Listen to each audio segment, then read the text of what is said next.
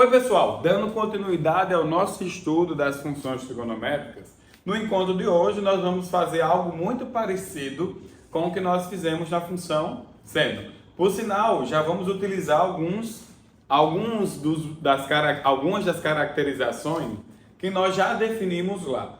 Claro, como a princípio de qualquer coisa, você precisa entender qual é o comportamento da função. Então, nesse primeiro instante, nós vamos compreender o que seria a função cosseno, ou seja, como que ela se comporta. E aí, para começar, vamos entender que nós estamos falando de uma função de domínio real contra domínio real, que associará qualquer ângulo que você esteja estabelecendo ao cosseno do ângulo pré-definido, né? E aí, do mesmo jeito que nós fizemos a caracterização da função seno, nós vamos fazer da função cosseno. Nós vamos lá na nossa circunferência trigonométrica, vamos olhar para o eixo do cosseno e vamos começar a rotacionar os ângulos na minha circunferência trigonométrica, né? Fazendo com que eu construa o que eu consiga construir, que seria a caracterização dessa minha modelagem gráfica, né? Então, esse é um dos nossos primeiros percursos, né? Então, a primeira construção lógica é entender, né, como que está o comportamento da minha função cosseno aí. A primeira coisa que nós já observamos é que ela é, no mínimo, menos 1, e todos os outros valores ficam variando do menos 1 até 1. Então, nós já sabemos que a imagem dessa função é um intervalo de valores que vai de menos 1 até 1. Então, nós já sabemos que eu vou ser no mínimo menos 1 e no máximo 1. Beleza? E aí, do mesmo jeito que nós fizemos, vamos começar a girar, né, na nossa circunferência trigonométrica. Começamos aqui em 0 radianos e vamos girando aqui, formando os ângulos. E você vai vendo que o cosseno vai fazendo isso, até chegar em 0. Mas ele começa em 1. E ele vai chegar exatamente em 0 quando o seu ângulo atingir exatamente π sobre 2 radianos. Então, começamos aqui em 1 e o cosseno vai caindo até atingir 0, exatamente no ângulo π sobre 2 radianos, né? Começamos no ângulo 0 radianos com cosseno igual a 1. E aí, do mesmo jeito que nós fizemos para a seno, vamos continuar a girar, adentrando aqui ao segundo quadrante, e o nosso cosseno vai descendo, até atingir o menos 1, que é exatamente no ângulo de π radianos, né? Então, eu teria esse valor aqui acontecendo até o menos 1, no momento em que eu me torno π radianos, certo? Continuando a girar, eu vou ao terceiro quadrante, e lá no terceiro quadrante eu vou girando, meu cosseno vai subindo, retornando até o 0, que é atingido exatamente no momento em que você assume o ângulo 3π sobre 2, né? Ou seja, 270 graus, ou 3π sobre 2 radianos. E aí ele retorna ao 0, né? E fechando assim o movimento cíclico, né? Ou seja, da nossa circunferência, passando assim a fechar o quarto quadrante até 2π, onde o meu cosseno vai sair de 0 até assumir 1, exatamente em 2π, fechando assim o meu movimento cíclico, né? E o comportamento da minha função. Daí para frente eu não preciso mais me preocupar, porque eu vou estar girando no mesmo canto e ele vai nada mais ficar se repetindo daí para frente. Daí nós já caracterizamos que o período dessa função também será de 2π radianos, né? Caracterizamos que a modelagem, né? A modelagem da função cosseno positiva, né? Da mais cosseno x, ela tem essa movimentação aqui, ó. Acabamos de caracterizar essa movimentação, né? Também percebemos que se eu girasse no sentido horário, ou seja, dos ângulos negativos, eu faria aqui, né, exatamente o meu quarto quadrante, a parte roxinha ali, ó. Né? E aí eu teria aqui o menos π sobre 2. Depois eu teria exatamente o terceiro quadrante, né? Que seria aqui exatamente menos π. Também teria o meu segundo quadrante, né? Que seria ali o menos 3π sobre 2. E fechando o ciclo, né? O primeiro quadrante, fechando o movimento aqui em menos 2π. E aí você já percebe que essa função ela é simétrica pelo eixo y, né? Se ela é simétrica pelo eixo y, isso está dizendo que ela é uma função par, né? Pessoas opostas com a mesma imagem, né? Pessoas opostas possuindo a mesma imagem. Isso é a característica de uma função que é par, né? É importante nós sabermos também. Se eu pegasse esse gráfico e fizesse menos cosseno, que tem, ou seja, o oposto do cosseno, essa parte que tem imagem negativa ficaria positiva, a imagem positiva ficaria negativa, e assim nós construiríamos o que nós chamamos de modelagem para a função menos cosseno x, né? Que seria esse movimento aqui, né? Exatamente o sentido oposto em relação às imagens do cosseno x. Daí para frente, o que é que nós vamos analisar? Nós vamos analisar exatamente o comportamento das funções a mais b vezes o cosseno de kx. E aí, se você lembrar do nosso comentário da aula das funções seno, você já sabe tudo o que vai acontecer, né? Você vai pegar isso aqui, que é a modelagem pré-definida, supondo que o b é positivo, eu teria essa caracterização de movimento. Se o meu b for negativo, eu teria essa caracterização de movimento. O b, ou ele vai ampliar, ou ele vai achatar, certo? No máximo, inverter, que é o que acontece, que é quando ele é negativo. Faria isso. O a vai transladar a pessoa para cima ou para baixo, certo? O K vai fazer eu girar mais rápido, ou seja, eu vou diminuir aqui, fazendo com que a frequência seja mais rápida, eu vou retardar. Então, tudo que funcionava lá para a função seno, que você já aprendeu, você a partir de agora vai assumir isso também para a função cosseno, porque elas estão presas na mesma situação gráfica, com as mesmas caracterizações. Só uma coisa que é bem importante, né? E aí é o comparativo de uma função seno com uma função cosseno, né? Para você perceber que elas se relacionam apenas através de uma translação. Ó, se você analisasse as duas funções que você construiu como modelagem pré-definida, tanto para seno quanto para cosseno, aqui está menos 1, aqui está 1. A minha função seno faz isso. Certo? De 0, π sobre 2, 2 é π, né? Na verdade é π, 3π sobre 2 e 2π. Certo? Essa é a função seno, aqui, seno x. Tá? Vou desenhar a cosseno agora. Desenhando a cosseno, eu teria essa modelagem aqui.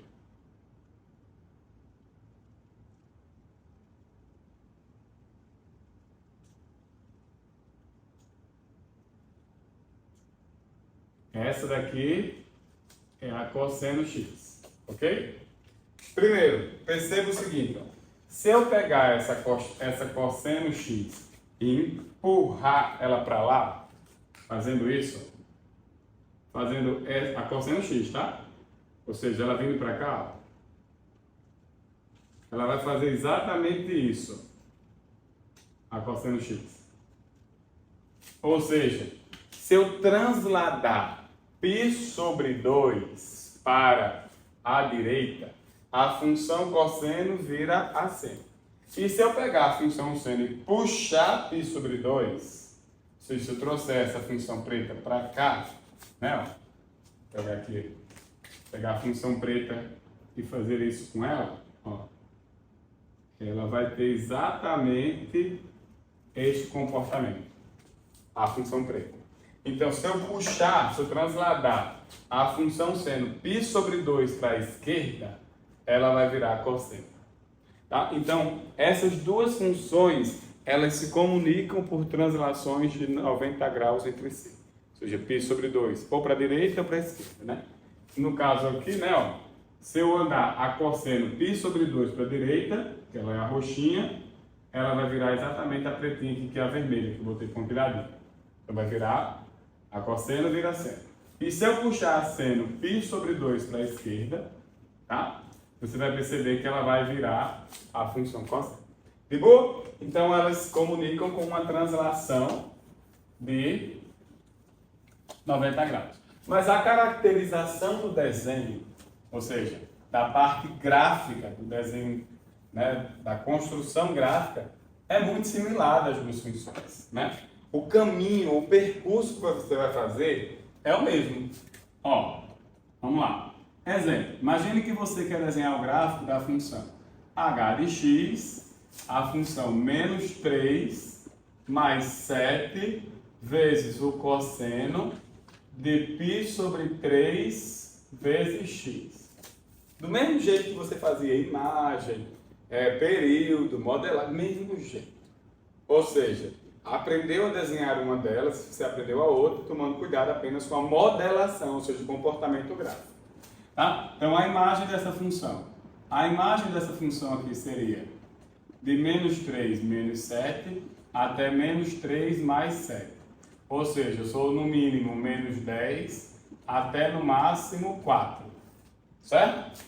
A minha modelagem, a minha modelação, né, é de um cosseno positivo, é um mais cosseno x. Então eu faço esse movimento aqui, certo?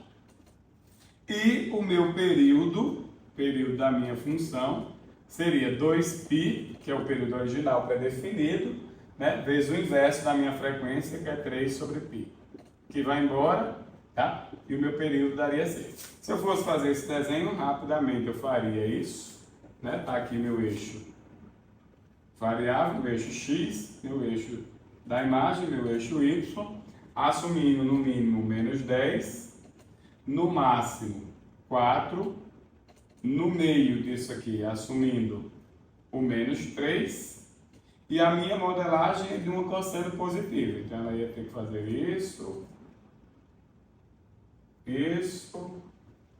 voltar, fecha o movimento dentro do período. Então, aqui seria 6, aqui seria 3, aqui seria 1,5 e aqui seria 4,5.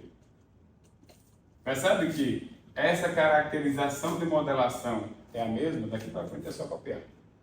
Tá? Mais um exemplo. W de x é a função 10 mais 40 vezes o cosseno de 2x. Tá? Aí, a imagem dessa função. A imagem dessa função é no mínimo esse menos esse, menos 30, até no máximo esse mais esse, 50. A minha modelagem é de um cosseno positivo. Vamos botar um cosseno negativo aqui, né, para ficar bacana, ficar diferente daquela. É uma modelagem do cosseno negativo, então eu teria que fazer isso de baixo, e eu teria isso aqui acontecendo, né? E o período da minha função W, ele seria exatamente 2π vezes o inverso da minha frequência, que é 1 sobre 2, né? E isso daria como movimento π. Desenho do mesmo jeito. Tá, vou eu. Tá aqui meu eixo das variáveis. Tá aqui meu eixo da imagem. Eu sou no mínimo menos 30. Eu sou no máximo 50. E eu sou no meio 10. Tá? E aí, como o meu cosseno é negativo, então eu sairia daqui, faria esse movimento, chegaria no máximo, retornaria aqui a minha imagem mediana, fechando assim o meu ciclo, exatamente dentro do meu período, mas o meu período aqui é π, aqui seria metade do período, π sobre 2, aqui é metade da metade, π sobre 4, e aqui seria 3 quartos do período, né? Então 3π sobre 2. Beleza? Bom, o exemplo mais, assim, diferente é quando há translação. Só que nós já aprendemos a fazer isso lá nas funções seno, né? Vamos só fixar mais um pouquinho. Peguemos a função 10 menos 3 vezes o cosseno de π sobre 6, x menos mais 3. Tá? Vamos lá. Lembrando, desenha sem a translação, porque tu já sabe fazer essa modelagem muito tranquilamente. Então, vou eu desenhando sem a translação a minha imagem, no mínimo, é 10 menos 3, que é 7. No máximo, 10 mais 3, que é 13. A minha modelagem é de um cosseno negativo, ou seja, faz essa caracterização sem a translação, né, saindo dali da origem, né? O meu período dessa minha função seria 2π vezes o inverso da minha frequência, vai aqui embora π, isso aqui daria 12 intervalos de tempo, que é o tempo necessário para a coisa se repetir. E aí você vai lá desenhar a sua função, sem translação ainda, tá? Que você tem muita tranquilidade para fazer isso. Eu sou no mínimo 7, eu sou no máximo 13, eu sou no meio 10. Eu tenho uma modelagem da função cosseno negativa, então eu faço esse movimento aqui, né? Fechando exatamente esse movimento, né? Dentro do meu intervalo de período, que nesse caso seria 12. Aqui eu seria exatamente metade do meu período, 6. Aqui eu seria metade da metade, que é 3. Né? E aqui seria 3 quartos do período, que no caso seria 9, que é o intervalo que está crescendo. Lembrando do nosso comentário anterior, né? Essa é a função sem a translação. Como aqui eu tenho mais 3, para eu ter a compensação, eu escolho pessoa com 3 unidades a menos.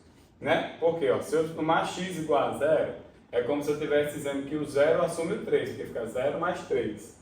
Então, a imagem do 0 nesta função, ela é a mesma coisa da imagem do 3 anterior. Então, por isso que tem uma compensação de menos 3 unidades para o eixo x. Então, eu vou pegar e vou puxar essa função menos 3 unidades. Então, esse cara viria para cá, né? Esse cara vem para cá, estou puxando 3 unidades. Esse cara viria para cá, eu estou puxando aqui 3 unidades. E assim eu vou montando o meu gráfico, né? Fazendo a caracterização. Puxando todos os pontos 3 unidades para a esquerda, né? 3 unidades de compensação. E aí você teria esse gráfico aqui acontecendo. Por sinal, é exatamente uma daquelas translações que eu estava comentando ainda agora, né? De π sobre 2. Perceba que eu transladei a função cosseno para a esquerda e ela virou exatamente uma função seno, né? Com aquela translação ali. Beleza? Tá. Eu espero que vocês tenham compreendido a grande ideia das funções trigonométricas, né? Principalmente no que se refere à modelagem.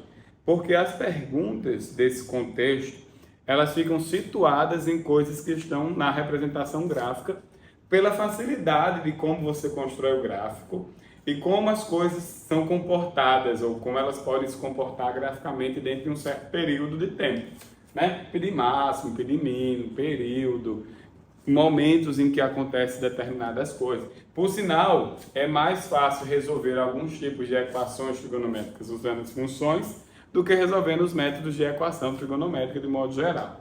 Beleza? Espero que vocês tenham compreendido a ideia principalmente do comportamento da função seno e da função cosseno. Nos encontramos em breve. Valeu, até mais.